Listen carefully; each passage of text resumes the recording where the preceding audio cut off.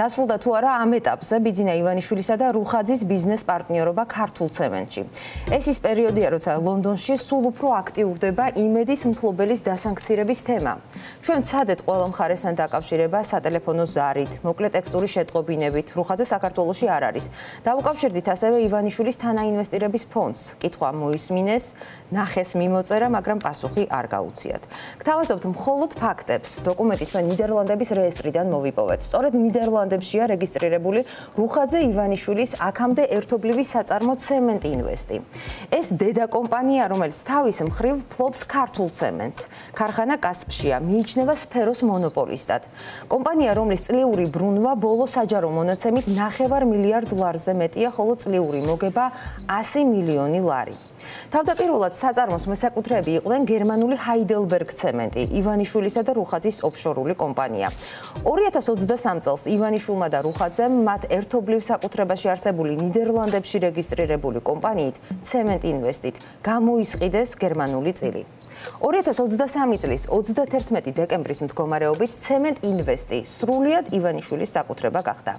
2024 წლის დეკემბერში ივანიშვილი 50.5%, ანუ საკონტროლო წილს უბრუნებს რუხაძის საკუთრებაში არსებულ ოფშორულ კომპანიას Park Street Capitals. ეს საჯარო TV პირველის ჟურნალისტური გამოძიებით გახდა ცნობილი. და სულ ბოლოს, რაც სიახლეს წარმოადგენს, ნიდერლანდების რეესტრში არსებული უახლესი ოფიციალური ჩანაწერის მიხედვით, 2025 წლის ივლისიდან ცემენტ ინვესტის 100%-იან წილს ისევ იბრუნებს ივანიშვილის ოჯახი.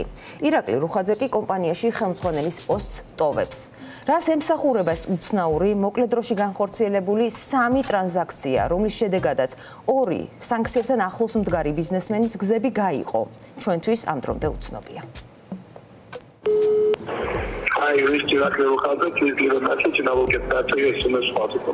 თქვენ დაუკავშირეთ ირაკლი რუხაძეს, მე არ ვარ საქართველოში, დაწვე დანაბარი და გადმოგირეკავ შხამი.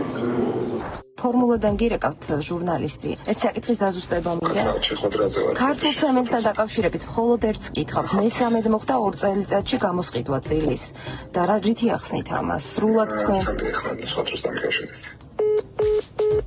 გამარჯობა ქალბატონ ნატო, გაწუხებთ ჟურნალისტი ფორმულოდან ერთი საკითხის დაზუსტება მინდა.